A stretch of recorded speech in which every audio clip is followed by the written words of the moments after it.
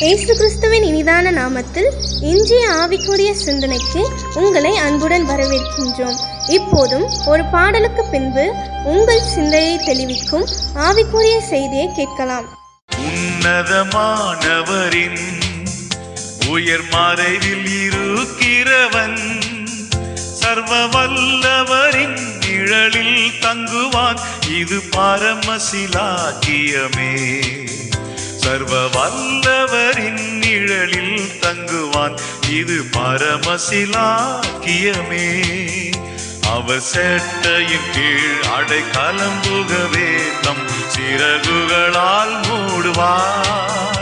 அவர் சேட்டையின் கீழ் அடைக்கலம் புகவே தம் சிறகுகளால் மூடுவார். உன்னதமான தேவனின் நாமத்தினால் உங்கள் ஒவ்வொருவரையும் இந்த நாளிலும் வாழ்த்துகிறேன். இந்த நாள் நம்முடைய ஆவிக்குரிய சிந்தனைக்காக சங்கீதம் 91:1 நான் வாசிக்கிறேன். உன்னதமானவரின் மறைவில் இருக்கிறவன் சர்வ வல்லவருடைய நிழலில் தங்குவான். யார் உன்னதமான தேவனுடைய மறைவில் இருக்கிறார்களோ அவர்கள் அவருடைய நிழலிலே தங்குவார்கள் என்று வேதம் சொல்லுகிறது. ஆண்டவருடைய நிழலிலே தங்கியிருக்கும் பொழுது அவ்வளவு பெரிய ஒரு பாக்கியம், ஒரு சந்தோஷம், ஒரு சமாதானம், அதை எல்லாவற்றையும் தாண்டி என்ன சொல்ல போனா ஒரு பெரிய ஒரு பாதுகாப்பு உண்டாகிறது. பாதுகாப்பற்ற ஒரு உலகத்தை நம்ம வாழ்ந்துட்டு இருக்கிறோம். எங்கு போனாலும் திரும்பி வருவோமா என்கிற ஒரு நிச்சயம் யாருக்கும் கிடையாது. கொடிய வியாதியின் தாக்கம், என்ன சொல்ல போனால் விபத்துகள், ஆபத்துகள், பொல்லாப்புகள் சொல்லிக்கொண்டே போகலாம். ஆனால் உன்னதமான தேவனுடைய மறைவிலே நாம் இருக்கும் பொழுது சர்வர்களுடைய நிழலில் தங்க ஆரம்பித்து விடுகிறோம். ஆண்டவருடைய உன்னத பலன் நமக்குள்ளே இறங்கி விடுகிறது. தாவீதுடைய வாழ்க்கையை பார்க்கும் பொழுது எப்பொழுதும் ஆண்டவரை நான் எனக்கு முன்பாக வைத்திருக்கிறேன், அவர் என் வலது பார்சத்தில் இருக்கிறபடியினால் நான் அசைக்கப்படுவதில்லை என்று சொல்லுவார். பாருங்கள், எப்பொழுதும் ஆண்டவரை முன்பாக வைத்திருக்கிறபடியினால் எவ்வளவோ பாதுகாப்பற்ற ஒரு சூழ்நிலை தாவீதுடைய வாழ்க்கையில் வந்தது. சவுல் பலமுறை ஈட்டி எறிகிறான் தாவீதை கொல்லும்படியாய். அப்பொழுது தாவீதை அந்த ஈட்டி பாதிக்கவில்லை, விலகி சென்று விடுகிறார். பலமுறை பல இடங்களிலே தன்னுடைய சேவர்களோடு வேட்டையாடுகிறான். எப்படியாவது தாவீதை கண்டுபிடித்து அழித்து விட வேண்டும். கர்த்தர் ஒப்புக் கொடுக்கவே இல்லை. காரணம் தெரியுமா? ஆண்டவருடைய நிழலிலே தங்கியிருக்கக்கூடிய ஒரு பாக்கியத்தை தாவீது பெற்றிருந்தார். பாலாக்கும் கொள்ளை நோய்கள் என்ன சொல்ல போனா ஏராளமான பிசாசின் போராட்டங்கள் நிறைந்த இந்த நாட்கள்ல நாம் எந்த நிழல்ல அல்லது யாருடைய நிழல்ல எந்த இடத்துல இருக்கிறோம் என்பதை நாம் சிந்திக்க வேண்டும். அவருடைய சமூகத்துல அவருடைய பாதத்துல உட்கார கற்றுக்கொள்வோம் என்று சொன்னால் எல்லாவித பாதிப்புகளும் நம்மளை பாதிக்காதபடி கர்த்தர் பார்த்துக் கொள்வார். ஒரு விஷயம் நம்முடைய வாழ்க்கைக்கு சற்று யோசித்து பார்ப்போம். ஒரு மாலை நேரம் ஒரு வாலிப பெண் தன்னுடைய பணியை முடித்துவிட்டு தன் அலுவலகத்திலிருந்து அப்படியே ரோட்டின் ஓரமா நடந்து போய் கொண்டிருக்கிறார். ஒரு வாக்கபிள் டிஸ்டன்ஸ் சொல்வதோட ஒரு கொஞ்சம் தூரம் இருந்தால் தன்னுடைய வீட்டை அடைந்து விடலாம். மெயின் ரோட்ல போய் கொண்டிருக்கும் பொழுது இரவாகி விட்டது. எப்பொழுதும் ரெகுலர் ஒரு 8 மணி போல இரவு நேரத்தில் போகும் பொழுது ஒரு கும்பல் நேரடியாக அவள் பக்கத்தில் அந்த காரை நிறுத்தி அவளை பலவந்த பிடித்து அந்த காருக்குள் போட்டு கடத்தி போய்விட்டது. இவள் அலறி பார்க்கிறாள். வாயை துணியை வைத்து பொத்தி கொண்டு கடத்தி ரொம்ப தூரம் கொண்டு போய்விட்டார்கள். என்ன செய்வது என்று தெரியவில்லை.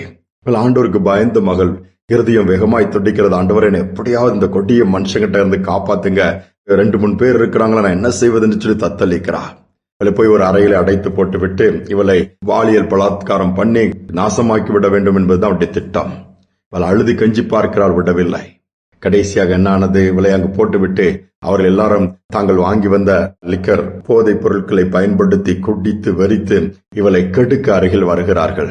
இப்பொழுது இந்த அருமையான இந்த மகள், ஆண்டவரே நீர்தான் எனக்கு நிழல் அடைக்கலம், நம்முடைய மறைவில் அதை வச்சிடுங்கன்னு சொல்லி அப்படியே ஆண்டவரை நோக்கி கூப்பிடுகிறாள். கிட்ட வந்து அந்த அருமையான அந்த வாலிப பிள்ளை மேல ஒருத்தன் கை வைக்கிறான். கரண்ட் ஷாக் அடிச்சது போல தூக்கி அடிக்குது. சுவர்ல போய் மோதி விழுறான். 3 பேருக்கு மேல இருந்த அத்தனை பேருக்கு இப்படிப்பட்ட ஒரு பாதிப்பு. போதெல்லாம் தெளிஞ்சிருச்சதே. அவனுக்கு என்ன செய்வதுன்னு தெரியல. ஒரு பயம் அவனை பிடிக்க ஆரம்பித்து விட்டது. இவள் காலில் விழுந்து மன்னிப்பு கேட்டுட்டேமா, தெரியாம உன்னை நாங்க கடத்திட்டோம் அப்படின்னு சொல்லிட்டு எங்களுக்கு பயமா இருக்குது, எங்களை மன்னிச்சிருன்னு சொல்லி அந்த கார்ல கூட்டிட்டு வந்து எந்த இடத்துல கடத்தினாங்களோ அந்த இடத்துல விட்டுட்டு ஓடி போயிட்டாங்களாம். பாருங்க, இன்னைக்கு பாதுகாப்பற்ற ஒரு நிலம். எவ்வளவு செய்திகளை கேள்விப்படுகிறோம். இந்த நாட்கள்ல இன்னைக்கு பிள்ளைகளை அனுப்புவதற்கு பயப்படுகிற பெற்றோர்கள், இன்னும் யாருக்குமே பாதுகாப்பு இல்லை என்று சொன்னால் பாதுகாப்பான ஒரு இடம் உண்டு. அது உன்னதமானவருடைய மறைவு, சர்வ வல்லவருடைய நிழல். அதற்கு முக்கியத்துவம் கொடுப்போம். அங்கு தங்கியிருப்போம். தேவையில்லாத இடங்களுக்கு தேவையில்லாமல் நாம் போவதை தவிர்ப்போம். கர்த்தர் தான் நமக்கு பாதுகாப்பு. நிச்சயமாக பாதுகாத்து நடத்துவார். அவர் சட்டங்களின் நிழல்ல வந்து எப்பொழுதும் தங்கியிருக்க நாம் பிரயாசப்படுவோம். அதையும் வாய்க்க பண்ணுவார். ஜெபிப்போம். அன்பின் தகப்பன், இந்த புதிய நாளை தந்திருக்கிறீங்க. இந்த நாளிலும் கூட அநேக நேரம் நாங்கள் உலக பிரகாரமான நிரந்தரமற்ற நிழல்களை தேடி போகிறோம்ப்பா.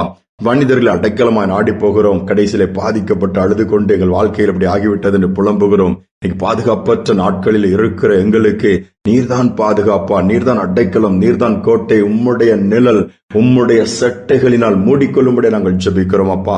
ஒருவேளை பாதுகாப்பற்ற நிலைமையில பயந்து பயந்து வேலைக்கு போகிற பிள்ளைகள் இருக்கலாம், பெரியவர்கள் இருக்கலாம், பெற்றோர்கள் பிள்ளைகள் அனுப்பி பயந்து கொண்டு வீட்டில் இருக்கலாம், படிக்கிற பிள்ளைகளாக இருக்கலாம், சிறு பிள்ளைகளாக இருக்கலாம். பாதுகாப்பற்ற சூழ்நிலையிலே இருக்கிற அந்த நாட்களிலே உடைய சட்டைகளின் நிழலினால் ஒவ்வொருவரையும் மூடிக்கொள்வீராக, பாதுகாத்துக் கொள்வீராக. உடைய சட்டைகளின் நிழல்ல சுகம் இருக்கும் அப்பா, ஆரோக்கியம் இருக்கும், அங்க அப்பா சந்தோஷம் இருக்கும், சமாதானம் இருக்கும். அதுதான் எங்களுக்கு பாதுகாப்பு.